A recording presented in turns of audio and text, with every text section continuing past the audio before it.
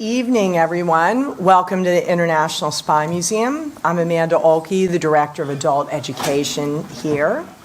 And it is such an incredible pleasure to hold this program about Virginia Hall. I joined the museum a little over 15 and a half years ago, and that's where I was first introduced to the amazing Virginia Hall. And I've been a huge fan of this amazing woman ever since, and we have two other really amazing women here tonight to discuss her. Sonia Purnell, who is the author of A Woman of No Importance, The Untold Story of the American Spy Who Helped Win World War II, is a biographer and journalist who's worked at The Economist, The Telegraph, and The Sunday Times. Her book Clementine, The Life of Mrs. Winston Churchill, was chosen as a Book of the Year by The Telegraph and The Independent, and was a finalist for the Plutarch Award. Her first book, Just Boris, was longlisted for the Orwell Prize. And our moderator for the evening is Jonna Mendez. She's a former CIA chief of disguise. Her CIA career spans 27 years, and won her the CIA's Intelligence Commendation Medal. She is currently a lecturer, teacher, and consultant. She's the author of several books with her husband, Tony Mendez, including this year's The Moscow Rules. So before I let these rock stars into the room with you all, I'll tell you a few pieces of business. Phones off, no looking to see if the gnats have started yet. We will welcome questions at the end, and we have a microphone over there for Q&A. So if you have a question at the end, we'll line up over there. And I think we're in for an amazing evening. There's already this wonderful, mysterious artifact we'll hear more about. So you aren't here to listen to me, you're here to listen to these amazing women.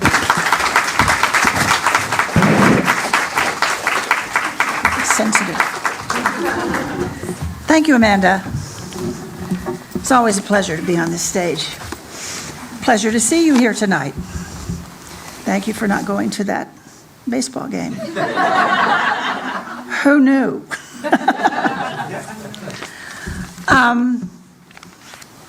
It's a pleasure to be sitting here with Sonya Pernell. I've been following her for some time. I first bumped into Sonya in her book, Clementine. I don't know if any of you have looked at it, but it is about Winston Churchill's wife, Clementine, who was sort of behind the scenes, one of the most powerful women that you will ever read about. And the book was a powerful book. Thank you.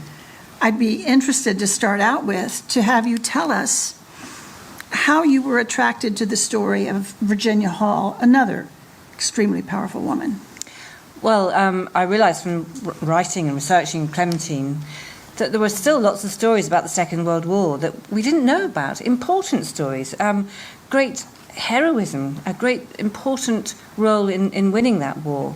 And I've always been interested in espionage. My father was, for a fairly brief time, in counterintelligence himself, so I was slightly brought up in that world.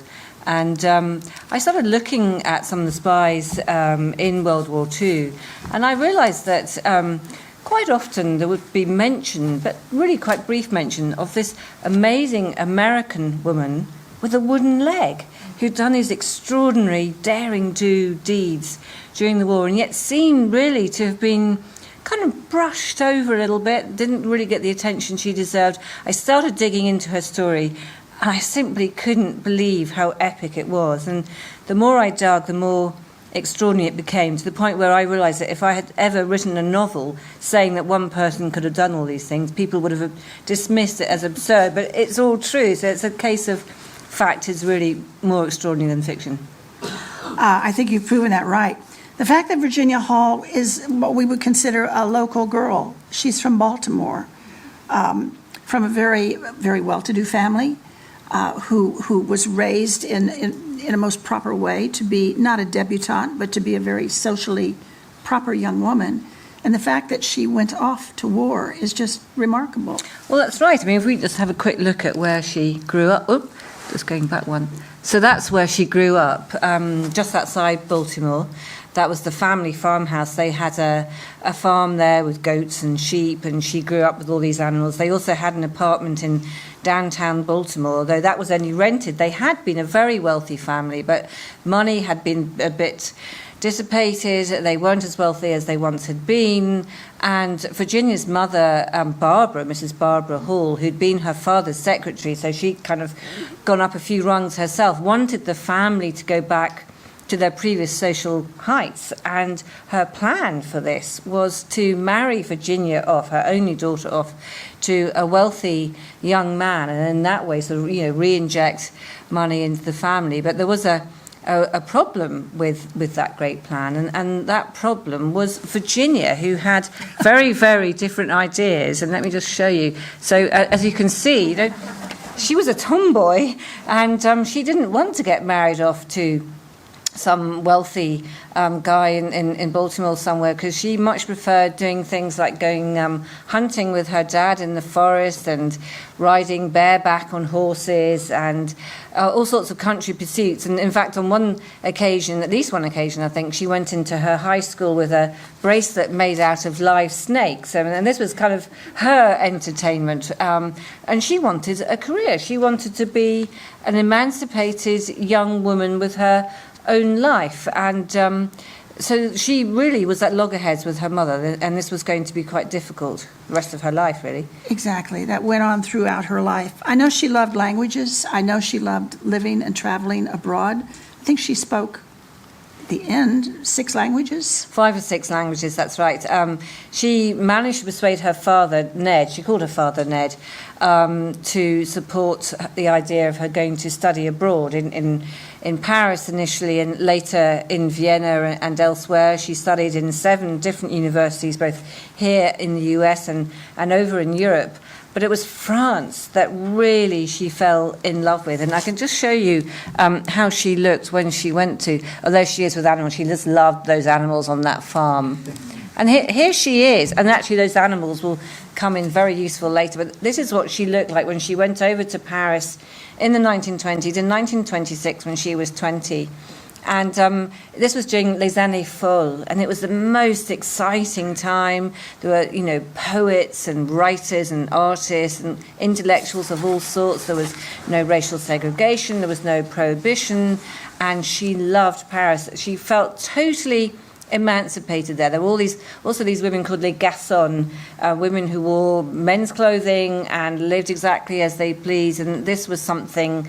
She never ever fell out of love with France, really, and to her, France, and Paris in particular, meant a freedom that she cherished forever.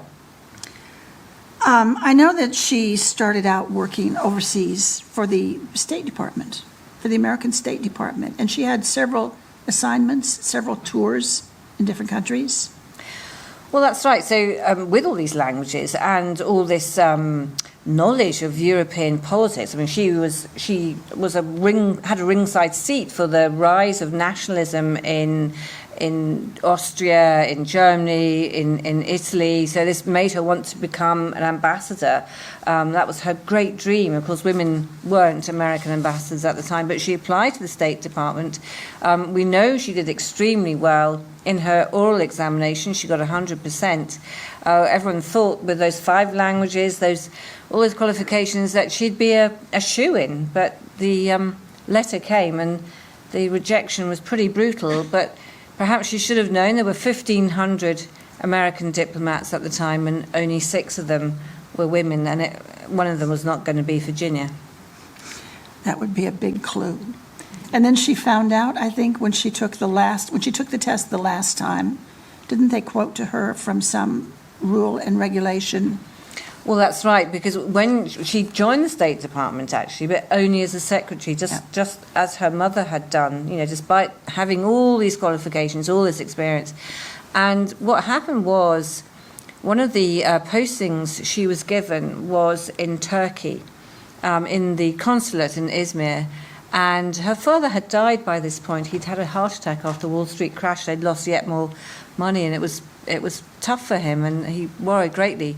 But he'd given her this gun, and she went hunting with it in Turkey, in the marshes there, and they were shooting snipe. And what happened that day when she was hunting was something that was going to make her a truly great agent. Although when I'm about to tell you what it is, you'll be amazed that this would be something that would make her just the person for a secret service. So she was out hunting with her friends in Turkey. It was a beautiful, crisp, sunny day, December.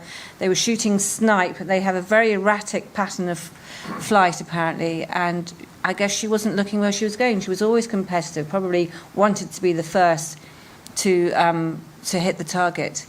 She tripped over a wire fence that was running through the reeds in the marshes, and as she fell, she grabbed her gun, and she hadn't engaged the safety catch, and she literally shot herself in the left foot at point blank range. Well, initially they thought she was okay. Obviously they rushed her to the local hospital. They thought she was okay, but then within a few weeks her leg started to change colour, and they realised that she had gangrene, and she was on the point of death when they decided the only possible way of saving her was by cutting her leg off below the knee. And she nearly died a couple more times after that from septicemia. The fact that she survived is a miracle. There were no antibiotics then, of course.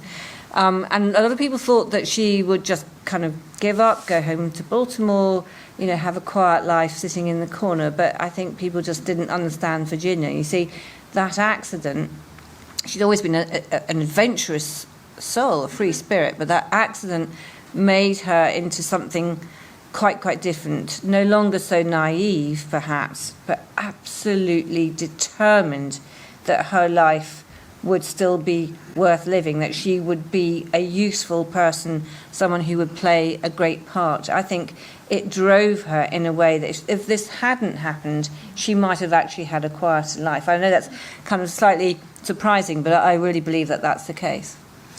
Where it would have been game over for a lot of young women. Oh yeah, who had ambition, who had plans, who had dreams of ambassadorships or seeing the world. Well, quite right, and the prosthetic legs in those days, I managed to track down a prosthetic historian so that I got because there is such a person, I got the absolute details correct of what her leg would have been like. It was made out of wood, it was hollow, there was a metal heel which had a little slot in it, very handy later on, but it was held on with leather straps, thick leather straps with big buckles that chafed, rubbed away her skin in hot weather. She couldn't flex her ankle or bend it, so going up or down was very difficult. And from that day onwards till the day she died, she was in constant pain. I was doing a literary festival in London a couple of weeks ago, and it was run by a guy who'd been in Afghanistan and had lost both legs, and he had incredible modern prosthetics, extraordinary, nothing like hers, and he said that their cushion now was silicone. But I noticed while we were talking, he was leaning against the wall, and I said, do they hurt? And he said, yeah, even now they hurt, even with all the modern technology. So imagine the pain that she was in forever. And I think you get some idea of just how determined that she worked through that. She was absolutely determined that it would not contain her life. There is a picture of an article in the Baltimore Sun. You see, it describes her as a victim. That's not Virginia's idea. That she didn't want to be a victim at all. And so she said to the State Department, I'm coming back to work. And I reckon the State Department weren't actually all that excited about the idea, because do you know where they posted her next? Remember, she couldn't flex or bend, her ankle couldn't go up or down very easily. Venice. So there are 400 little bridges that go over the canals. Her job in the consulate was to go around town the whole time. She was a new amputee in a lot of pain, but this is where we start to get to know the Virginia who became the great agent she became, because she was now a hugely talented problem solver, And she came up with an ingenious idea. How, therefore, was she going to get around town? And how she got around town was she bought her own gondola. And a wonderful gondola, you can't see it in this picture, but it had a huge lion emblazoned across the front. And Angelo, her chum there, taught her how to, I thought you punted a gondola, don't you row it? And I don't know if you've ever been to Venice, but those canals can get quite choppy. So he was often there to catch her if it looked like she was about to fall in, because believe me, that's difficult enough with two good legs. But if you're a new amputee, it's very difficult indeed. But Virginia was Virginia, and Virginia was going to make it work. And she did extremely well on her job. Her bosses were amazed. She stood in for all the diplomats when they were busy or away.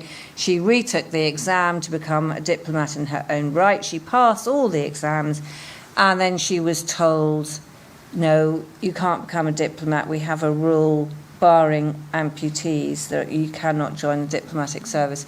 Whereas, in fact, I was in Boston a couple of months ago, and a gentleman came up at the end of the lecture and said, my grandfather lost a leg in the First World War, and he joined the diplomatic service at this point, and there was no problem. So I think we know what's going on here. They simply did not want a woman, and particularly a disabled woman, joining the diplomatic service.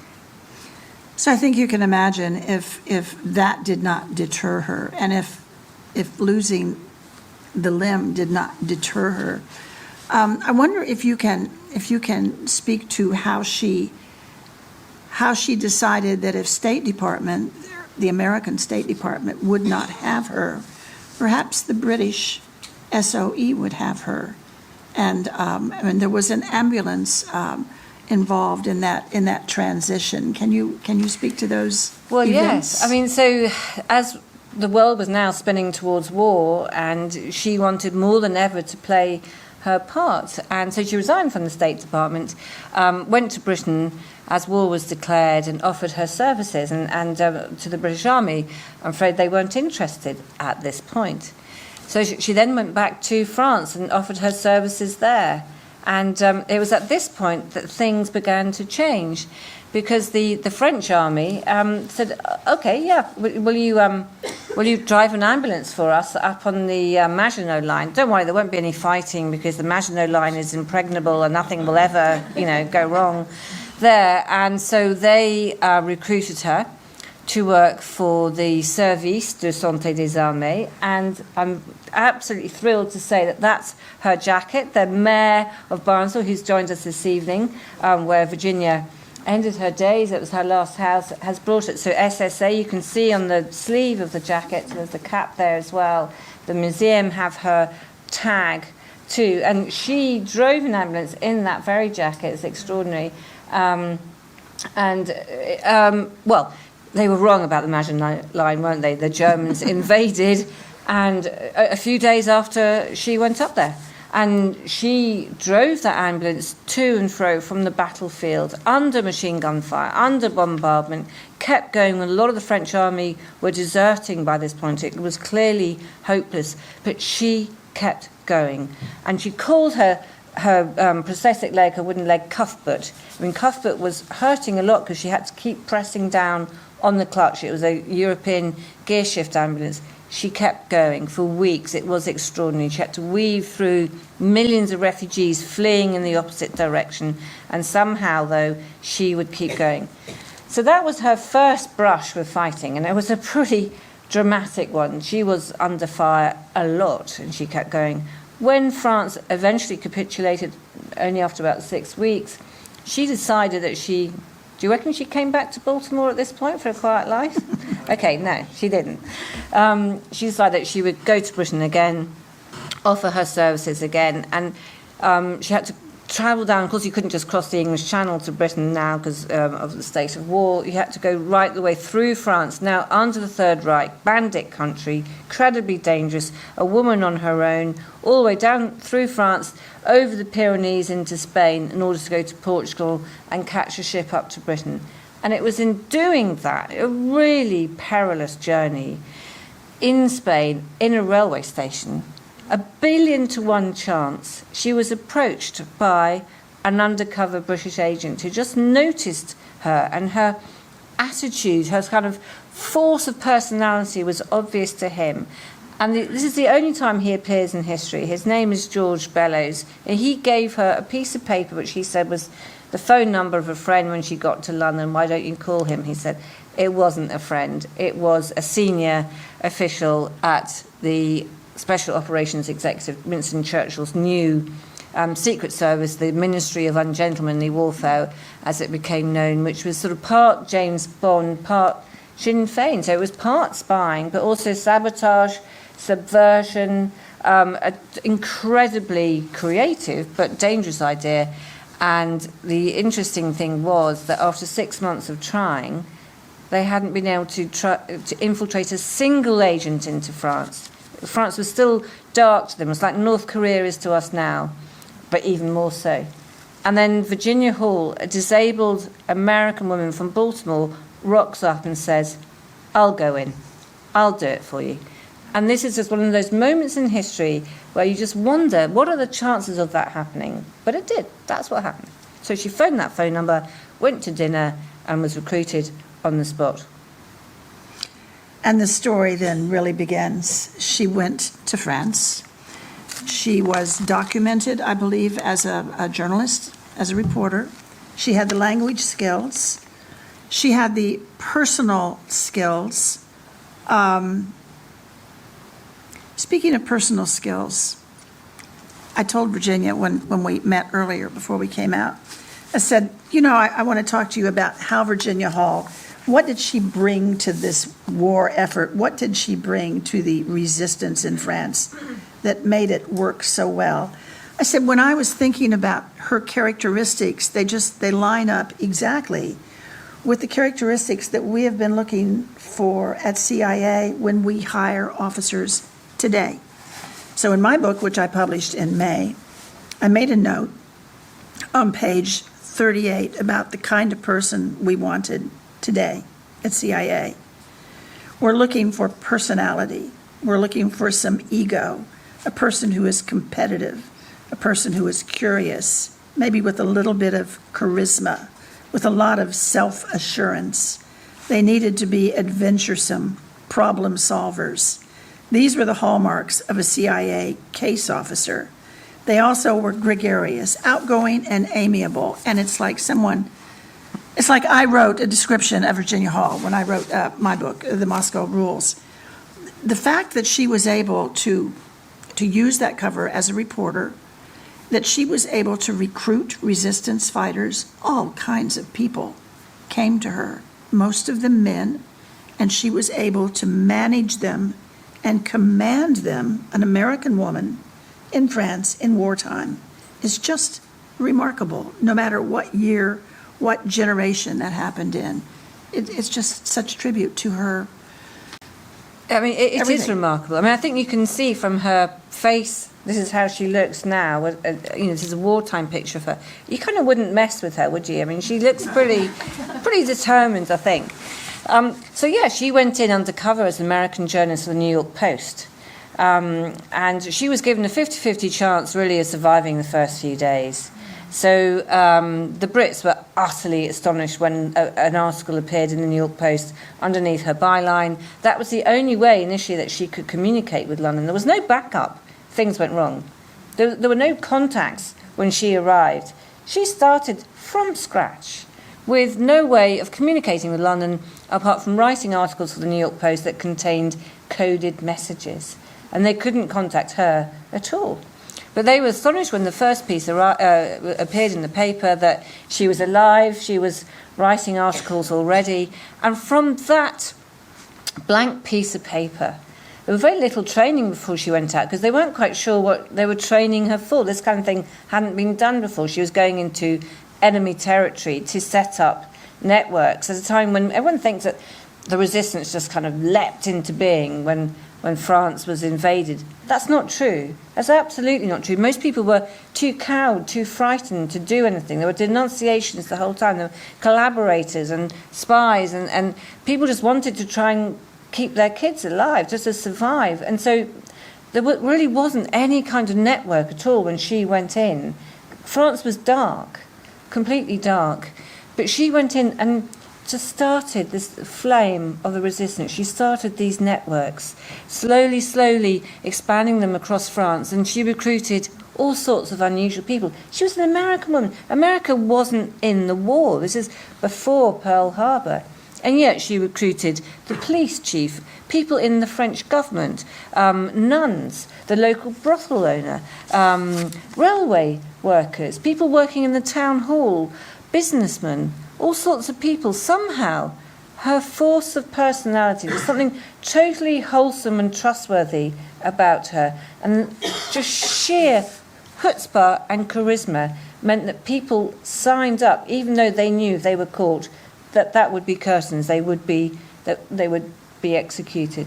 She persuaded them that it was worth it. And do you know what, when you think too that the German and Vichy government propaganda was that Britain had also surrendered, had capitulated, that there was no one who was going to come and rescue France. It was entirely on their own. And she had to keep saying, no, that's not true. Britain is fighting on. And one day they will come back. But in the meantime, we must prepare.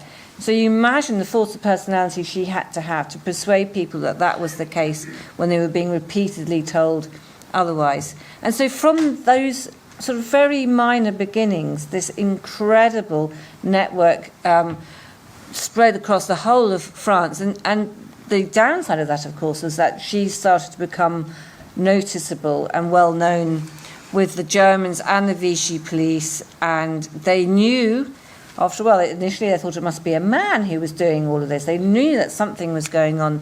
Then they heard it was a woman, and then they discovered it was a woman with a limp, which of course made her conspicuous and vulnerable. And the fact that she wasn't caught is almost unbelievable. But I think her fieldcraft was such, and her force of personality, her contacts were so extensive, and so she was often tipped off when they were closing in, that she managed to evade capture, which is really extraordinary when so many of those who seem much more conventionally suitable to be agents either gave up, broke down, or were caught.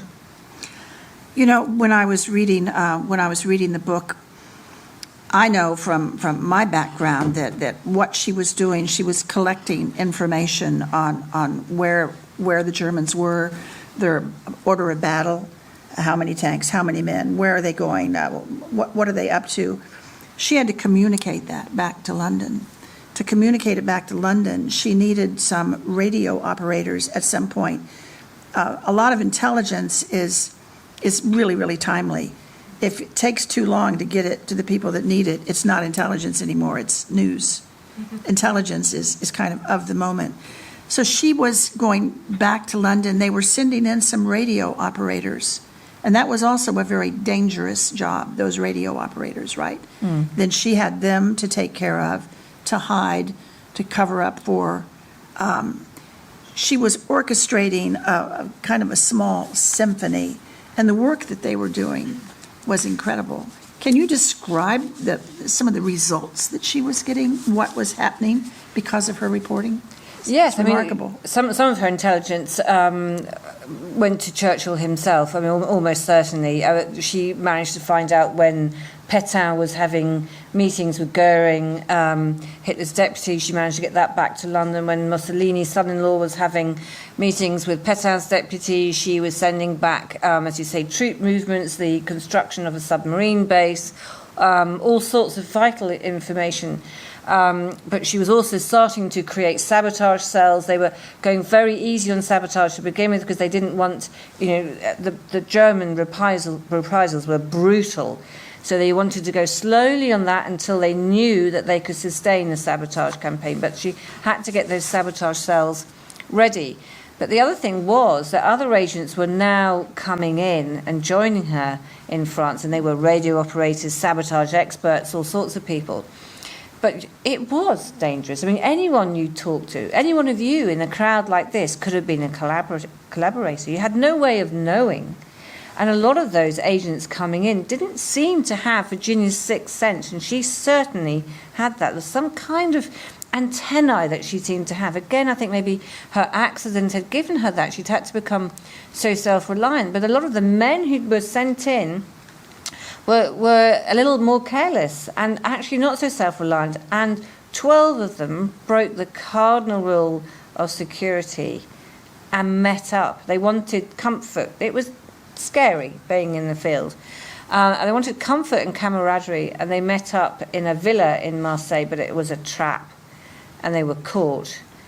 And that pretty much left Virginia Hall as pretty much the only Allied agent in the whole of France. So she carried Allied intelligence by herself for a while all these other guys were caught.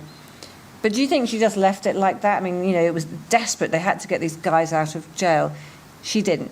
She became the most extraordinarily accomplished and ingenious jailbreak ace. And one of the things that she did and became so good at that the secret documents, SOE secret documents, called it stupefying how good she was at this. She came up with all sorts of ingenious plans to get men out of jail, the other agents out of jail, and there was one in particular, a very sort of famous within SOE, but totally unknown to everyone else, was the breakout from Mozac, which was a prison camp, 12 SOE agents in there, awaiting execution. She'd managed to persuade her contacts in the French government to move them from a stone fortress to this outdoor camp, but still they were expected to be executed. And then she put together this astonishing plan, which I'm not going to tell you all the details of, you'll have to find out in the book. But those 12 guys in there, she got every single one out of the camp.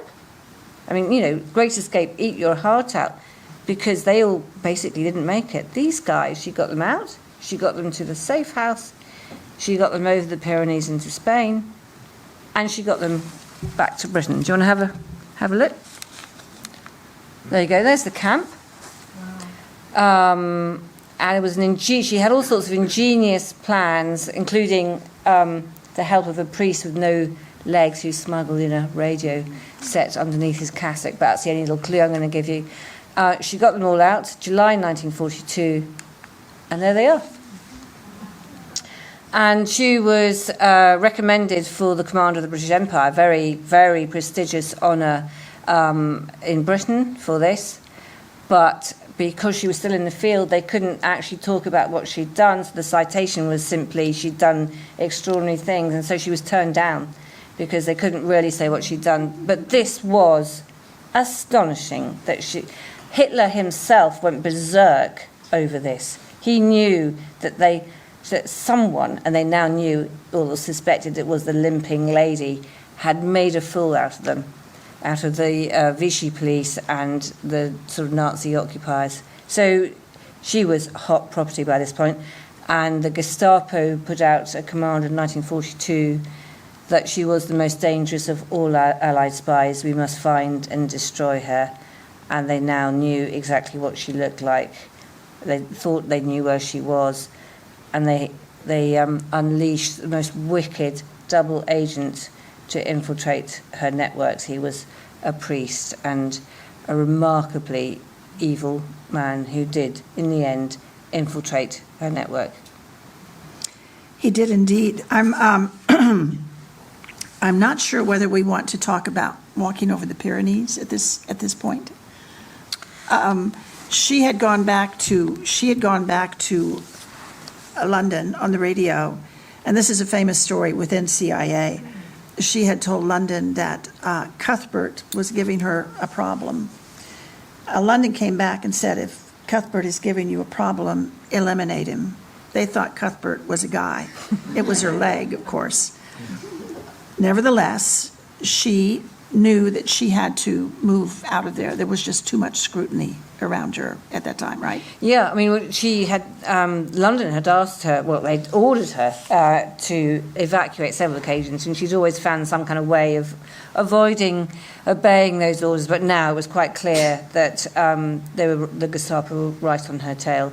She had to get out. This was November 1942, one of the worst winters for 200 years. The only way out for her was to go over the highest pass that no sane person, let alone a disabled woman in the heaviest snows in 200 years, would contemplate. On foot. On foot? Yeah. with Cuthbert being tiresome, the rivets were coming loose. Imagine that. Remember, she couldn't flex or bend her ankle. She went over an 8,000-foot pass in heavy snow without snowshoes, really basically suffering from starvation. There was very little food in France at that point, with the Gestapo on her tail with the aid of a guide. Those guys were hard-bitten guys, and if he'd ever found out that Cuthbert existed, he would have pushed her in a ravine or shot her in the back of the head, because he didn't want to get caught, and he would have thought, well, someone's going to slow me down, I'm going to get rid of that problem. So somehow or other, though, she got over those mountains. She made it to Spain. And again, the secret documents say that this was a record all in itself, and yet that's only part of her story. Also, imagine the pain. Blood was pouring from her stump while she was making that climb. She had to do it all sideways because of the problem with her ankle. So she went down to Spain, and she got out. She went, Portugal? She caught a ship. She went to London. Mm-hmm. She had some meetings. They had some conversations. And she said... Well, she said, I'm going back in. I'm going back in. And SOE said, no, you're not. You're completely brûlée, which was the term they used, meaning compromised. I mean, the Gestapo had photographs of her now. All units had a photograph of her. They knew that her name, they knew everything about her. So the Brits said, there's no way you're going back in.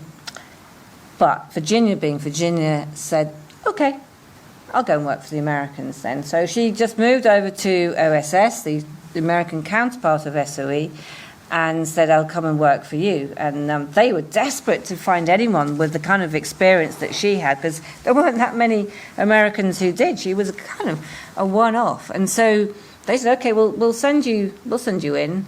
But obviously you can't look like Virginia Hall anymore for very obvious reasons. And so she went back in, disguised as a milkmaid. And she got Hollywood makeup artists to teach her how to draw wrinkles on her face that were convincing enough that German officers would come right up to her, peer into her face, and not realise that she was Virginia Hall. And she got a London dentist to grind down her beautiful white American teeth so that she looked like a French peasant. And remember, this was the only protection she had, was that they wouldn't suspect who she was. And those days, childhood days on the farm, the goats, the sheep, the cows, meant that she knew how to cope with animals. And Jonna, who was the CIA's great chief of disguise expert... I think Virginia Hall came up with the best disguise I ever heard of. She's the lady who limps. So she got a flock of goats. She dressed as an old peasant woman. She's out in the field. She's surrounded by these animals moving about. She's got a staff. She has it's not just a disguise, it's a cover also. She couldn't have been less alarming. She couldn't have been more dangerous, because she could watch what's going on the road. She could see when the trains were coming over the bridges. She still had the capability to call in airstrikes. She had the capability to call in. They were dropping money in these big canisters. She was distributing it to the various resistance groups that she was working with.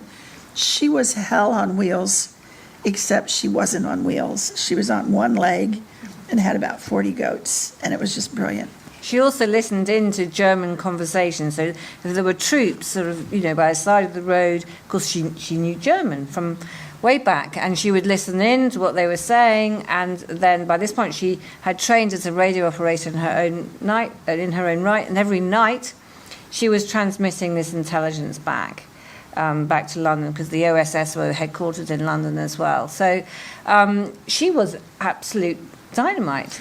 But those radio transmissions, they made her situation more dangerous. Incredibly because dangerous. The Germans they could tell that there was a radio in a particular region, and they would put huge effort into zeroing in on where was that radio, what farmhouse was it in, what attic was it in.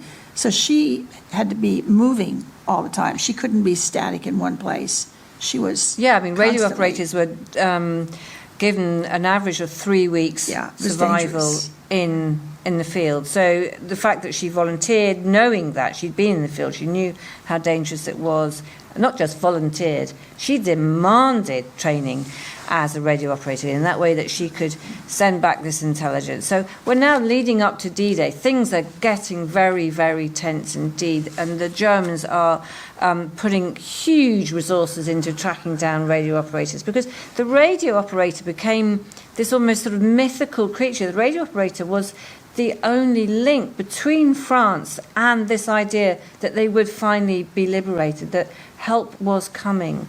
So it was a practical thing, obviously sending intelligence, receiving orders, but also an emotional link. It meant so much to so many people.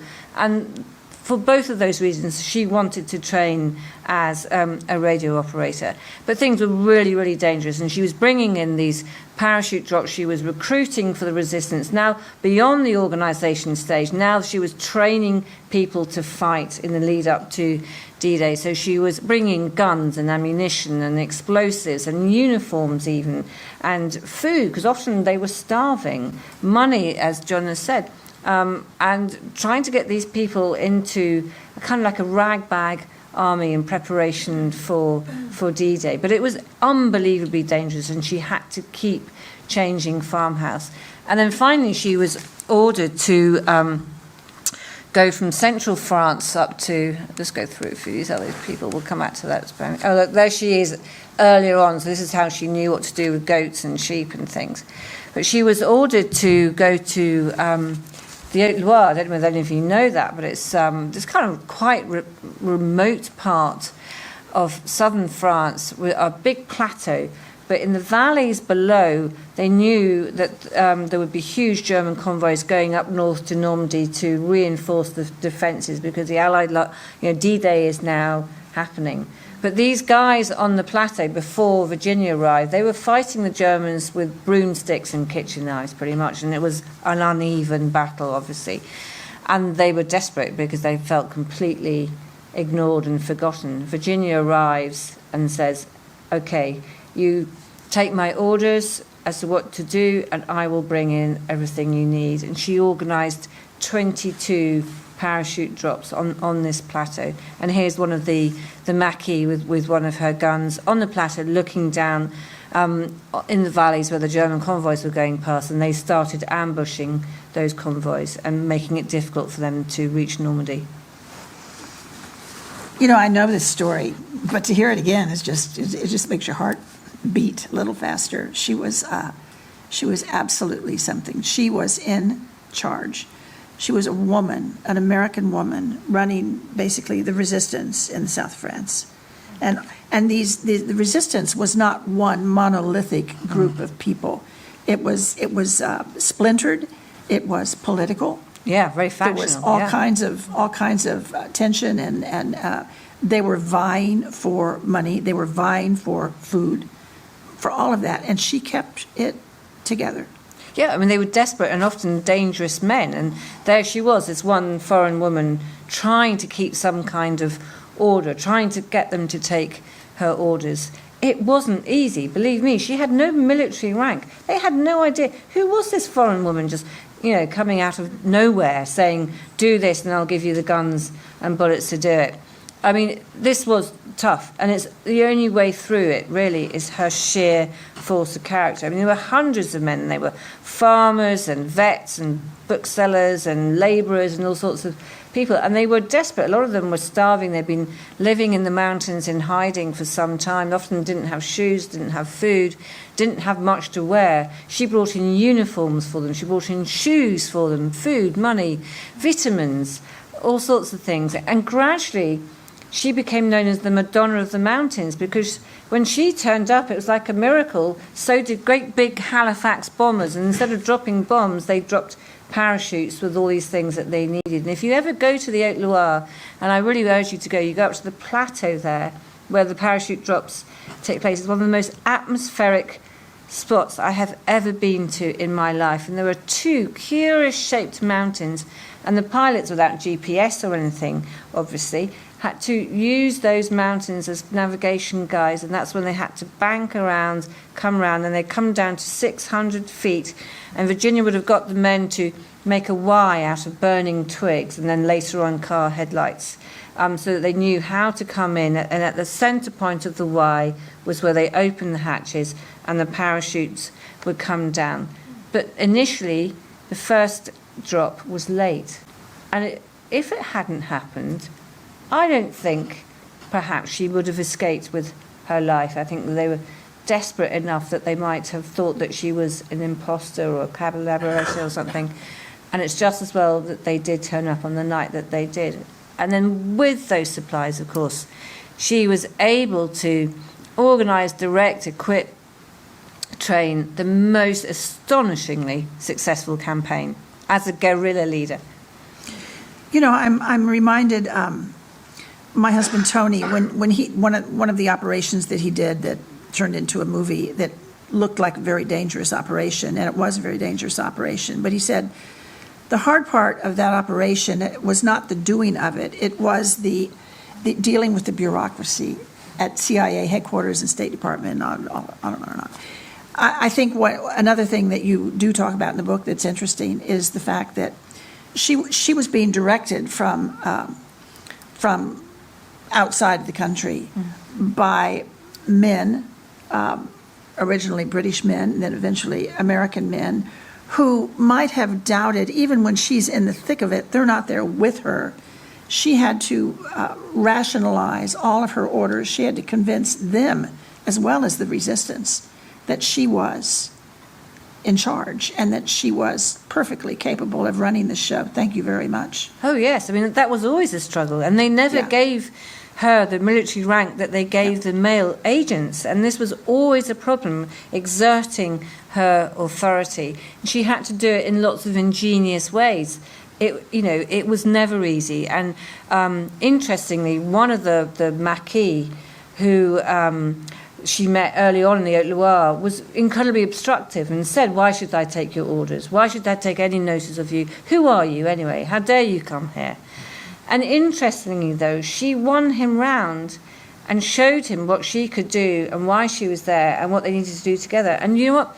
After the war, he spent about 20 years of his life. He was obsessed with how much she had done for his country.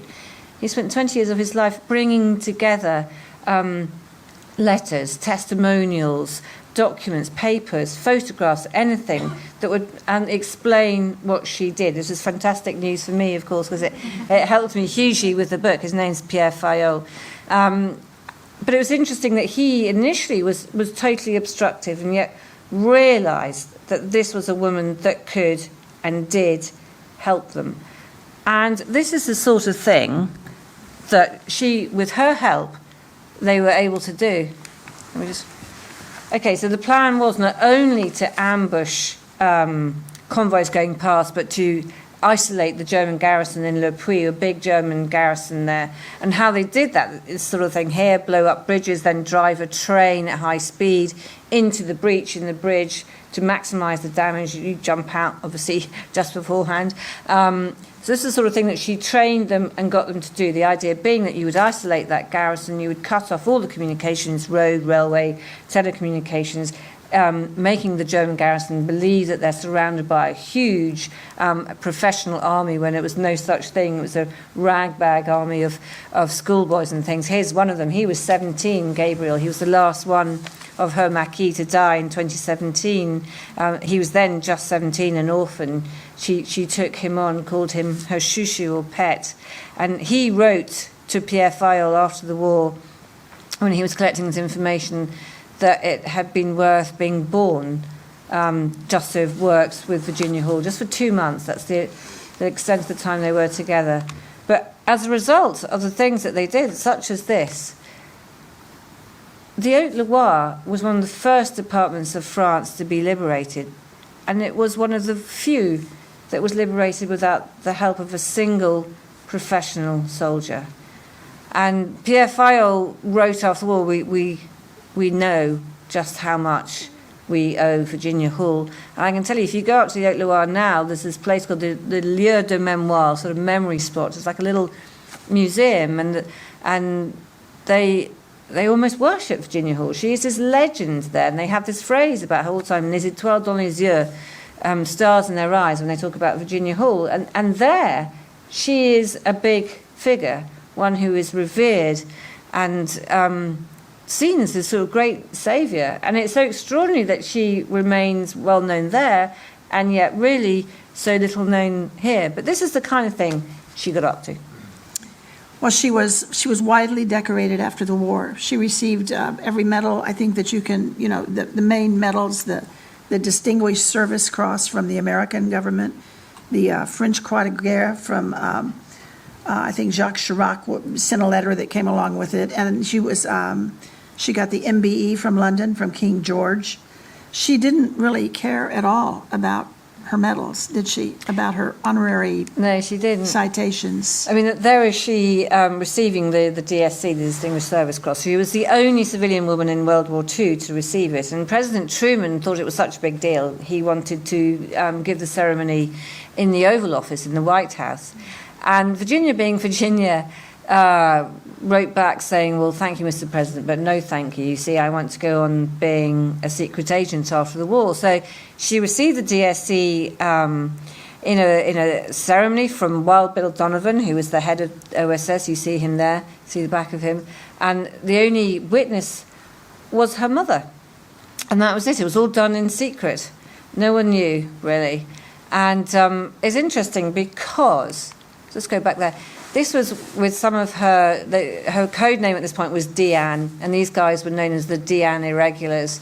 And this photograph is taken at a chateau that they commandeered at one point. And you can't see him, but just behind her is a chap called Paul. Now, Paul was a French-American who had been parachuted in way too late to help her. She'd been asking for backup. It never came until the fighting was more or less over. But he still, took her orders, watched her back, respected her completely, and they fell in love, and he is there, and they got it together at this chateau. But although he went back to America with her, he's not at that ceremony for very good reason. Barbara Hall, remember, she wanted Virginia to marry a wealthy young man, and Paul was a chef by background, and Virginia wouldn't countenance her daughter being with such a person. So Virginia hid her relationship with Paul for the next 12 or so years from her mother.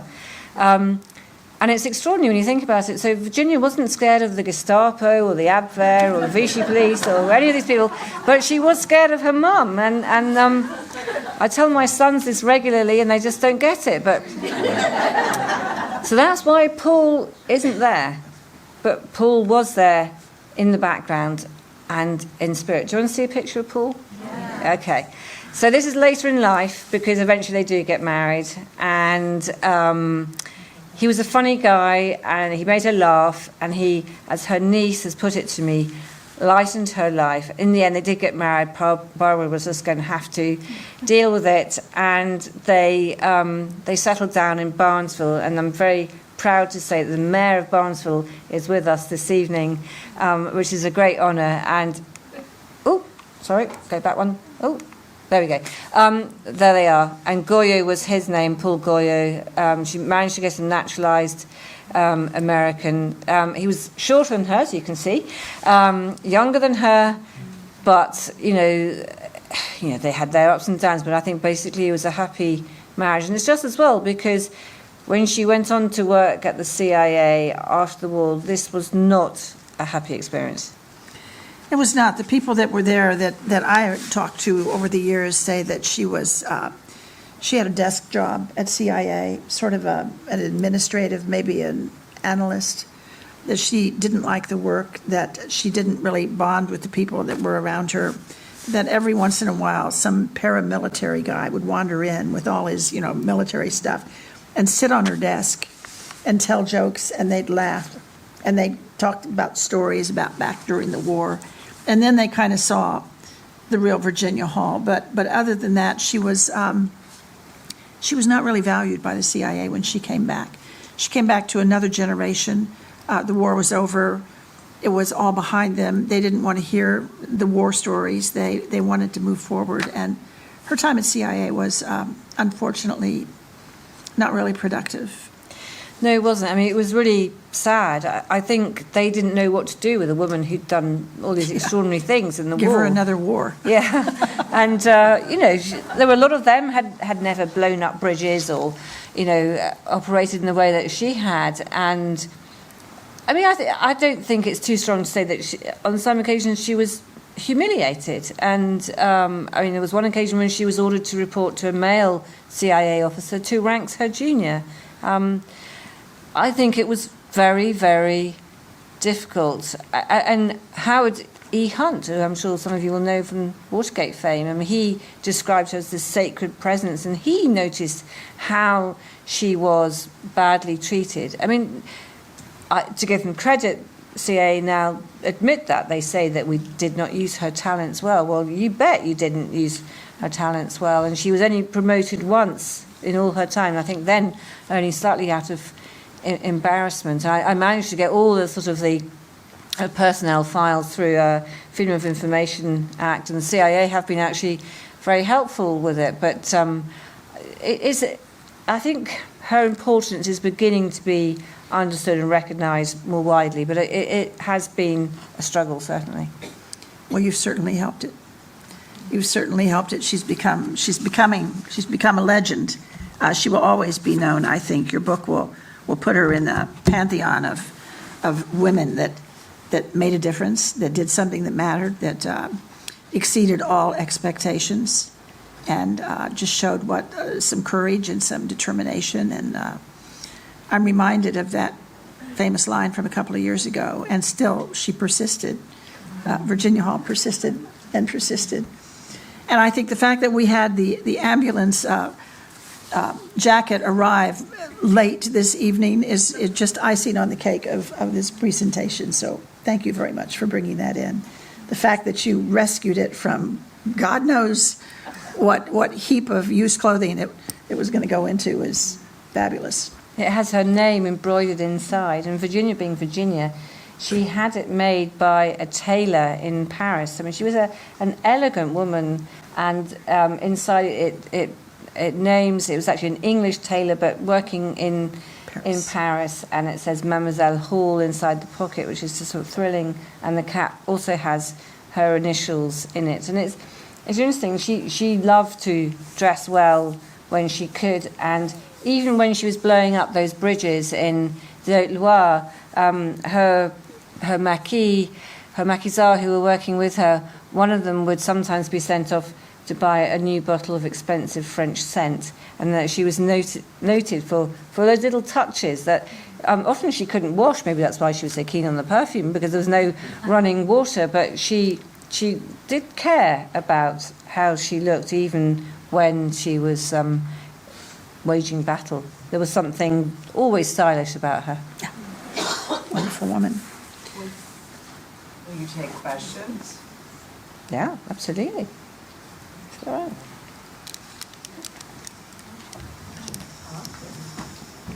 Anyone who has, yes, please go to the microphone.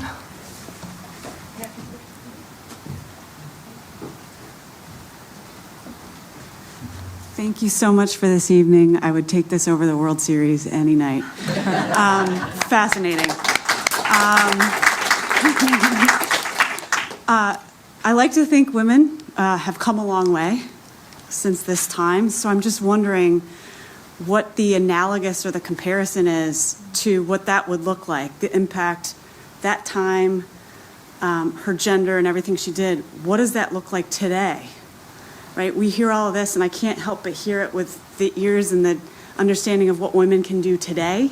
And I'm trying to draw the corollary of what she did then looks like even today, if you can even draw it. Well, I mean, I think you have to remember that even today, the idea of women being on the front line in combat, there's still a controversy raging about that. This was 80 years ago, and there she was commanding men behind enemy lines. It is just extraordinary. And she was a bit of a one-off. When she went in to the field for SOE, no other women were sent for a year because actually, really, they didn't expect her to survive. And then she was still alive after a year. They thought, oh, actually, maybe we'll try some more women, because this one seems to be quite good at it. And often they sent in women to the most dangerous parts of France of all, and a lot of those women did not survive, many of them. There were proportionately far more female casualties than male in SOE, because they were often given the most dangerous jobs, radio operating in the most dangerous parts of France. So, but I think war was a liberation for women. I mean, this wouldn't have happened with Virginia without war, ironically. War means that you don't have the luxury of excluding people like Virginia anymore. You have to just find anyone who will do the job. And there she was. And then what happened was that when peace came, peace imprisoned her again, really. It stopped her having those chances.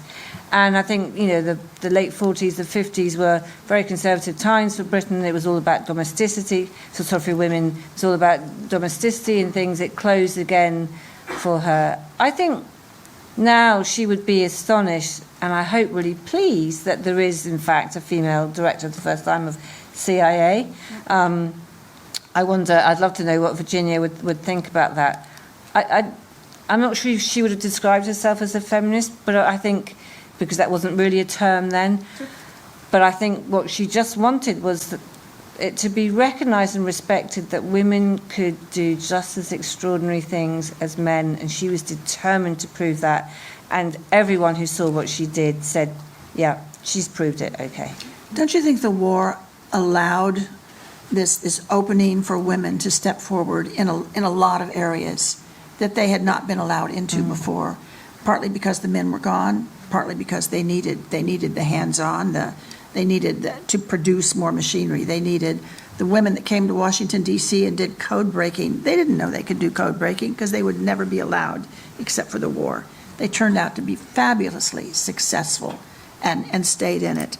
I think women just stepped forward in World War II when the men stepped over to do the war, and they all discovered on various levels, not on Virginia Hall's level because she was untouchable, but they all found something inside that they probably didn't even know was there. I think that's right. I think it was a very liberating time. And some women talk about the war, despite all the suffering and the hardships and the grief of it, has been the most exciting, fulfilling time of their lives. Yeah. Certainly that was the case for Virginia, I mean, without any doubt at all. And the reason why it's called A Woman of No Importance is because that's how she was treated before the war and after the war. And yet, of course, during the war, she proved how incredibly important she was. And other women did too, in many different ways.